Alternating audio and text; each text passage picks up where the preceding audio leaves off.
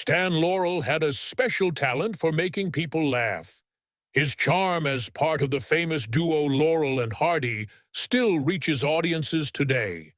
But behind those laughs, his life was full of struggles most fans never saw. He faced deep personal losses and tough challenges in his career. One of the hardest hits was losing his son to death. But before exploring his pain, let's remember the joyful moments of Stan Laurel's life. His funny work brought smiles to millions and shaped his legacy. Arthur Stanley Jefferson, known to the world as Stan Laurel, was born on June 16, 1890.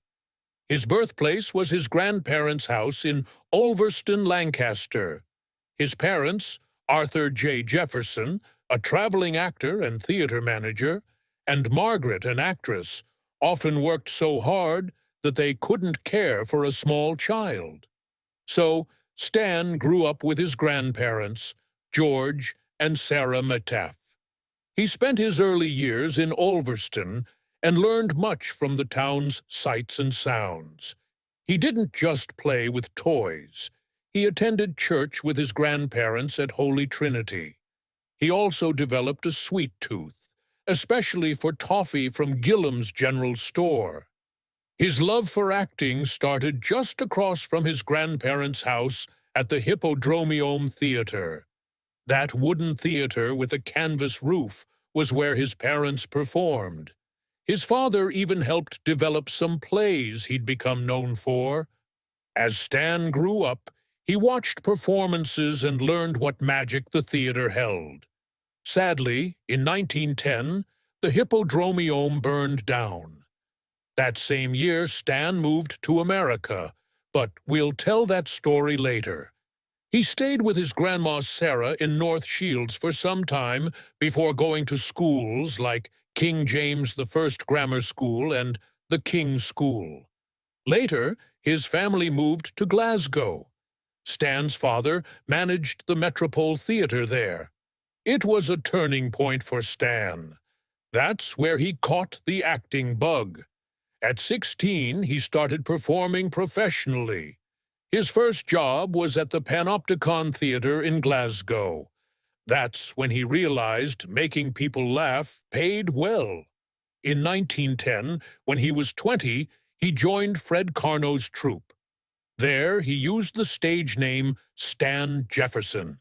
Things got more interesting because he wasn't alone. Charlie Chaplin was in the same troupe. They traveled and did slapstick comedy together. They probably spent hours trying to outdo each other with humor. Stan even served as Chaplin's understudy. Later, they both headed to the U.S. on the same ship. Their careers would soon change comedy forever. During World War I, Stan signed up for the military, but his deafness and status as a resident alien let him skip the draft. He refused to let anything stop his push toward comedy fame. After the Karno troupe broke up in spring 1914, Stan didn't wait around for the next chance. He teamed up with two other former Karno performers, Edgar Hurley and his wife Ethel. Together, they became the Three Comics. On their booking agent's advice, they changed their name to the Keystone Trio, a tribute to the popular Keystone Cops in comedy at the time. During this period, Stan started testing out new characters, doing an impression of his old friend Charlie Chaplin. Meanwhile, the Hurleys began portraying silent film stars Chester Conklin and Mabel Normand. The trio toured successfully from February to October 1915 before splitting up, and Stan moved on to new opportunities. Between 1916 and 1918, Stan joined forces with Alice and Baldwin Cook to form the Stan Jefferson Trio. This partnership was more than just a stage act. Alice and Baldwin became lifelong friends. In 1921, Stan crossed paths with Oliver Hardy. They briefly worked together on the silent short, The Lucky Dog. This wasn't yet the famous duo we know today. Around this time, Stan also met actress May Dolberg. She suggested his stage name, Stan Jefferson, was unlucky because it had 13 letters. Taking this superstition seriously, Stan changed it to Laurel and started fresh. Soon after, Laurel got an offer to earn $75 a week for 2 comedy shorts, and he accepted. His first film, Nuts, in May, led to a contract with Universal. Sadly, that contract didn't last long. A studio shakeup canceled it, but Stan kept going. He appeared with May in several films, including Mud and Sand in 1922, a parody with its own silly charm. By 1924, Stan was all about movies. He signed with Joe Rock to star in 12 two-reel comedies. A strange rule came with this deal. May Dolberg couldn't be in any of the films. Joe Rock thought she might be holding Stan back. In 1925, when May started interfering, Rock gave her a cash settlement and a one-way ticket back to Australia. She took it, and their partnership ended. Stan's career was only just beginning. From 1924 to 1925, he filmed many comedies, including Mandarin Mix-Up and Detained. By 1925, he had directed or co-directed 10 silent shorts. He didn't appear in all of them, but Oliver Hardy did appear in 3: Nanette, Wandering Papa, and Madam Mystery. Laurel's career moved forward steadily, though he wasn't a big name yet.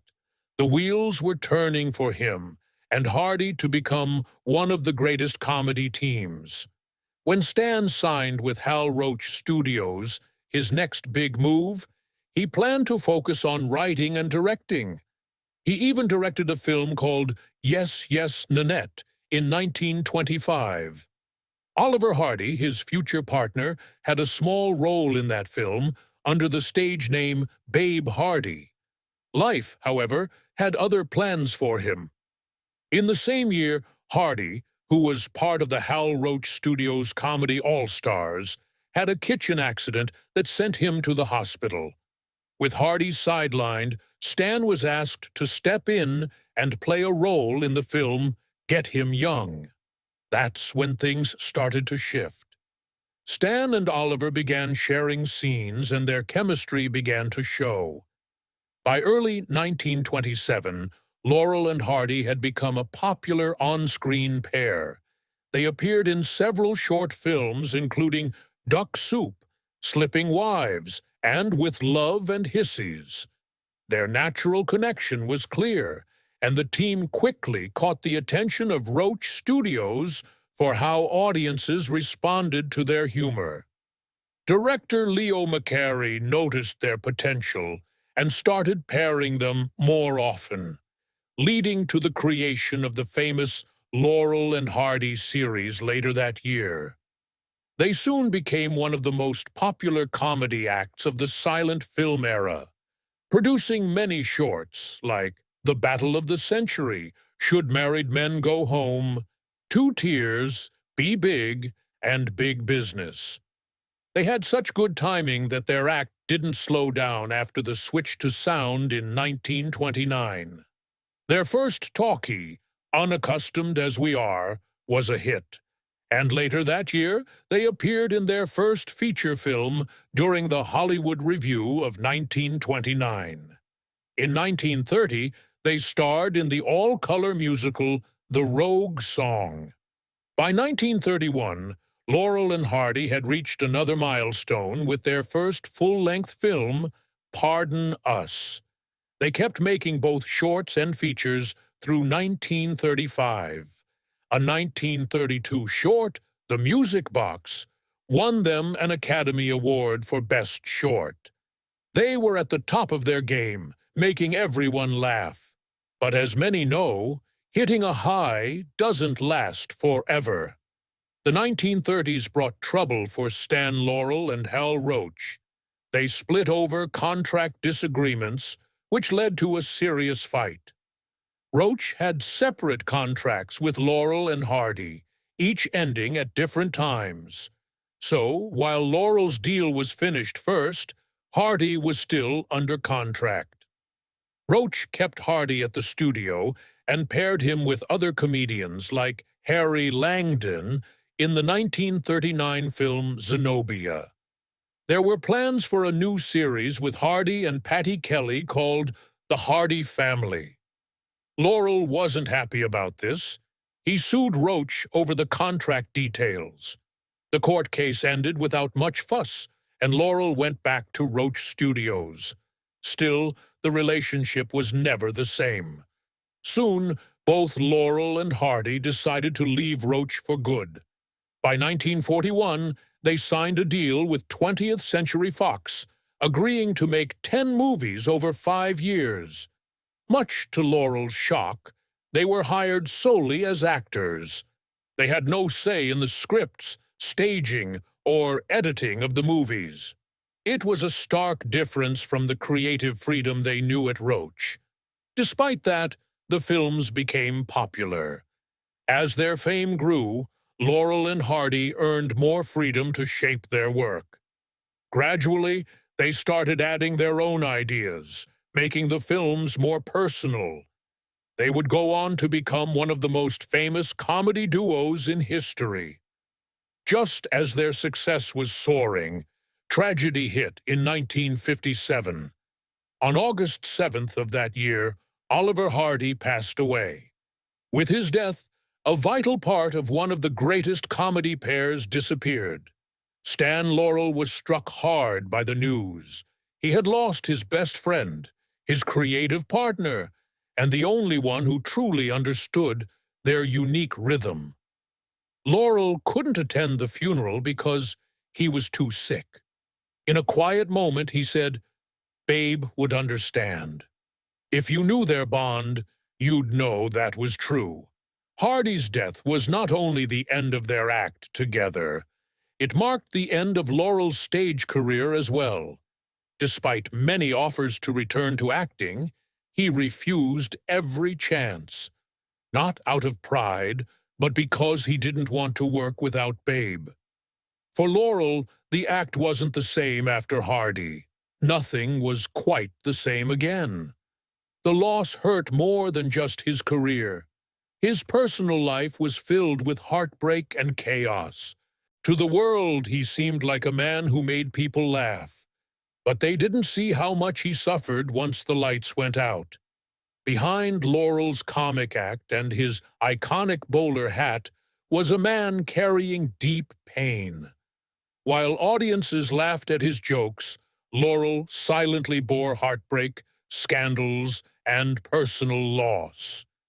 The worst pain was the death of his infant son. Laurel's romantic history reads like a soap opera. He never officially married his first partner, May Dolberg, but they lived together as common-law spouses from 1919 to 1925. She played an important role early in his career and even helped invent his stage name, Stan Laurel. Producer Joe Rock believed Dolberg was holding him back professionally. So he bought her a one-way ticket back to Australia, and she left. But the story didn't end there. Over 10 years later, in 1937, Dolberg returned to the U.S. and sued Laurel for money. He was going through a messy divorce from his second wife at the same time.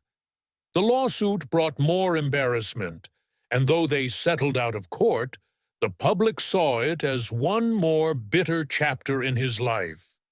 Nothing compared to what happened in May 1930. Laurel's first wife, Lois Nielsen, had a baby boy named Stanley Robert Laurel. He was born 2 months early. The couple hoped for the best, but Stanley died just 9 days after birth.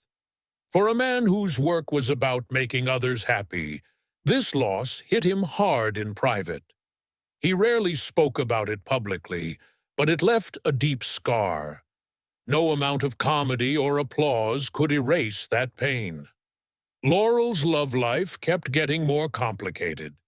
He divorced Lois in 1934 and married Virginia Ruth Rogers in 1935, but that marriage didn't last long.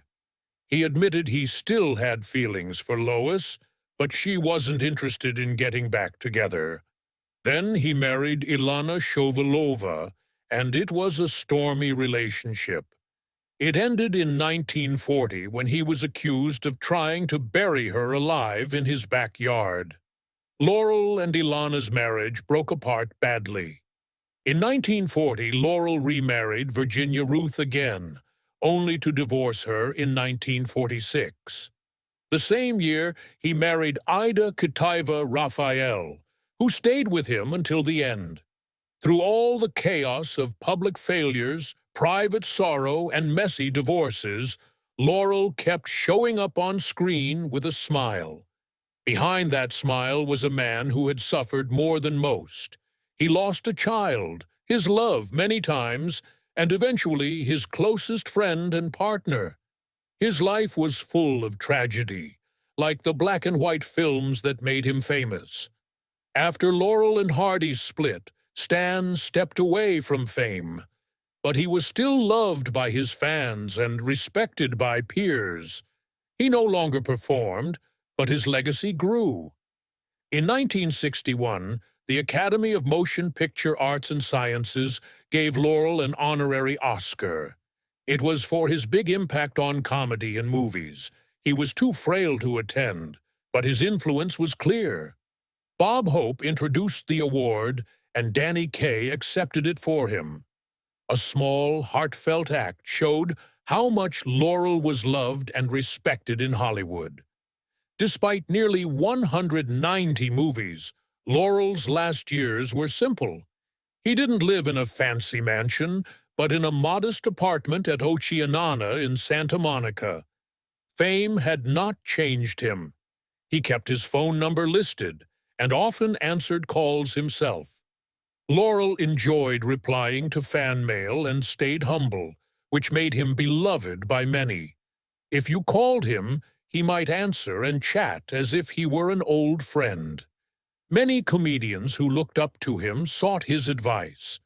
Jerry Lewis visited him and even included Laurel's style in his film, naming a character Stanley and featuring a Laurel-inspired character played by Bill Richmond. Dick Van Dyke also found Laurel's number, called him, and was invited over. Van Dyke paid tribute by playing Laurel in an episode of his show. These acts went beyond admiration. They showed Laurel's influence in modern comedy. When director Stanley Kramer offered Laurel a cameo in It's a Mad, Mad, Mad, Mad World, with stars like Buster Keaton and the Three Stooges, Laurel refused. He didn't want to appear without Hardy, and he didn't want to be seen as old. His loyalty to Hardy was strong. A small scene was planned with someone dressed like Laurel in his famous hat, sitting in a car. But that scene was replaced. Jack Benny ended up wearing Laurel's hat in the final cut. Laurel may have left the screen, but he never really left the stage. Through his mentorship, his fans, and his movies, Laurel remains a fixed part of comedy. Quiet and humble, he kept chasing the perfect joke until the end. In his last years, Laurel stayed out of the spotlight. His health began to decline by the mid-1960s. In January 1965, doctors found an infection in his mouth. A month later, he had a heart attack. He died peacefully at age 74 on February 23rd. There were no loud ceremonies, just a quiet farewell. Laurel had once made the world laugh without saying a word. His funeral was held at the Church of the Hills in Los Angeles. It was not a big Hollywood event, but it was full of people who truly cared. Dick Van Dyke, who had grown close to Laurel later in life, gave the eulogy. Van Dyke saw Laurel as more than just a comedy hero. He was a friend and guide. Buster Keaton was also there, praising Laurel's talent. Laurel was buried at Forest Lawn in Hollywood Hills. Though he was gone, his impact was everywhere. Not just from his movies and fame, his legacy lives on in the laughter he shared with Hardy and the path they paved together.